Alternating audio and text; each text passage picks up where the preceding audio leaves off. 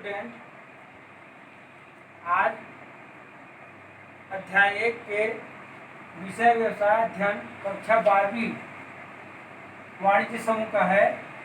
आज दिनांक 27/4/2020। आज का टॉपिक है प्रबंध की प्रकृति एवं महत्व, प्रबंध की परिभाषा एवं अवधारणा को समझना। और प्रबंध शब्द जो है बहुप्रचलित शब्द है। अनेक प्रबंध शास्त्रियों के द्वारा विभिन्न प्रकार के विचारों को लेकर के प्रबंध की परिभाषा दी है। मैं प्रबंध की परिभाषा को रॉबर्ट ए ट्वेलिक एवं एम जेली न्यूपोर्ट के शब्दों में मैं कहना चाहूँगा।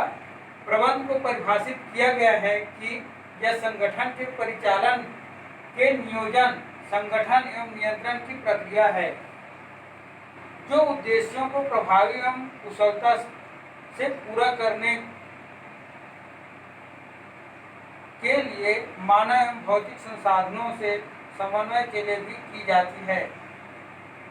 दूसरा परिभाषा है क्रिटलर के अनुसार, प्रबंध परिवर्तनशील पर्यावरण में सीमित संसाधनों का कुशलतापूर्वक उपयोग करते हुए संगठन के उद्देश्यों को प्रभावी ढंग से प्राप्त करने के लिए दूसरों से मिलकर एवं उनके माध्यम से कार्य करने की प्रक्रिया है।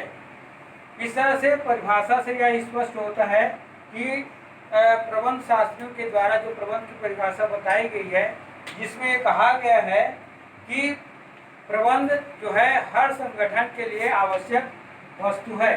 प्रबंध का आशय ये है कि हम अपने संगठन में समूह के रूप में कार्य करें, मिलजुल करके कार्य करें तथा लक्ष्यों को प्राप्त करने के लिए विभिन्न साधनों का प्रयोग करते हुए हम उस फर्म के जो उद्देश्य है उसे प्राप्त करने के लिए टीम वर्क के द्वारा हम प्रबंध के प्रक्रिया के थ्रू साधन के रूप में अपना सकते हैं।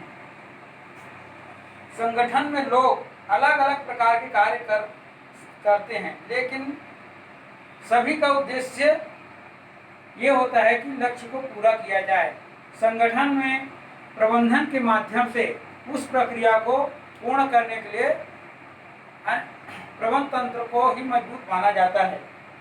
इस प्रकार से प्रबंध में यह देखना है कि कार्य पूरे हों और लक्ष्य प्राप्त किए जाएं, अर्थात प्रभावपूर्णता, कम साधन एवं न्यूनतम लागत अर्थात कार्य क्षमता पर हो। हम प्रबंध को परिभाषित करते समय प्रमुख बातों को ध्यान देंगे, जिसमें यह है प्रभावपूर्ण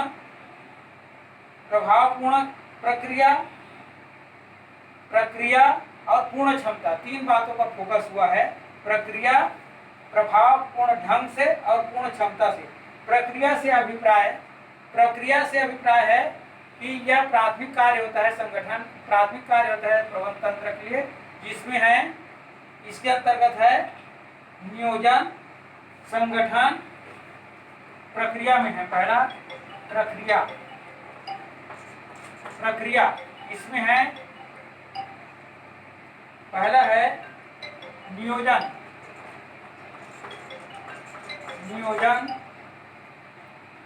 उसके बाद है संगठन,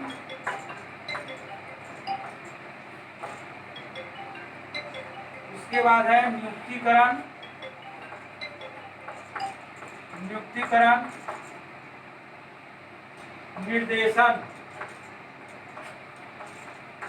निर्देशन एवं नियंत्रण। ये संगठन का प्रारंभिक प्रक्रिया है। नियोजन, संगठन, नियुक्तिकरण, निर्देशन एवं नियंत्रण। प्रत्येक प्रबंधकों के लिए किसी फर्म के सफल संचालन के लिए सबसे पहले प्रबंधक नियोजन अर्थात प्लानिंग बनाता है। प्लानिंग बनाने के बाद योजना के अनुसार सभी को संगठित करता है। उसके बाद स्टाफिंग अर्थात नियुक्तिकरण की प्रक्रिया में आता है और उसके बाद निर्देशन अर्थात निर्देश के रूप में कार्य कराने के लिए निर्देशन का एक अलग टीम तैयार होता है। और साथ साथ नियंत्रण भी महत्वपूर्ण इकाई है जो प्रबंध के लिए आवश्यक होता है। इस तरह से प्रक्रिया के अंतर्गत हम प्रबंध तंत्र में प्रारंभिक कार्य के रूप में रख सकते हैं। दूसरा है प्रभावी ढंग। प्रभावी ढंग से अभिप्राय यह है कि हम कार्य को पूरा करने से है। प्रभावी ढंग का मतलब है कार्य को पूरा करने से है। प्रभावी ढंग, प्रभावी ढंग, प्रभावी ढंग का मतलब है कार्य को पूरा करने से अर्थात अंतिम परिणाम प्राप्त करना, यह है प्रभावी ढंग। उसके बाद है तीसरा पॉइंट है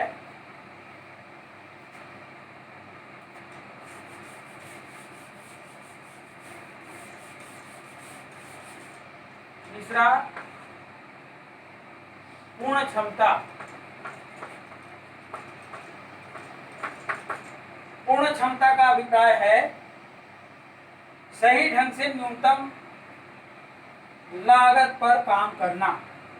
पूर्ण क्षमता का मतलब है सही ढंग से कार्य कर कम लागत पर अच्छा से अच्छा लाभ प्राप्त कराना, ये पूर्ण क्षमता का उपयोग होता है। पूर्ण क्षमता में वृद्धि होना ये भी सफल प्रबंधन का एक लक्षण माना गया है। अतः प्रबंध की अवधारणा को समझने के लिए इन्हीं सब बातों को हमें ध्यान में रखना होगा। एक महत्वपूर्ण बात है प्रोफेसर जेई का प्रबंध मंत्र, उन्होंने ये कहा है कि स्वप्न देखो और फिर इस स्वप्न को वास्तविकता में बदलने के लिए अपने संगठन में ऊर्जा भर दो। सामरिक महत्व के मामलों पर ध्यान केंद्रित करो। इस तरह से प्रबंध की अवधारणा को इन्हीं बातों को लेकर के हमें समझना है कि आखिर प्रबंध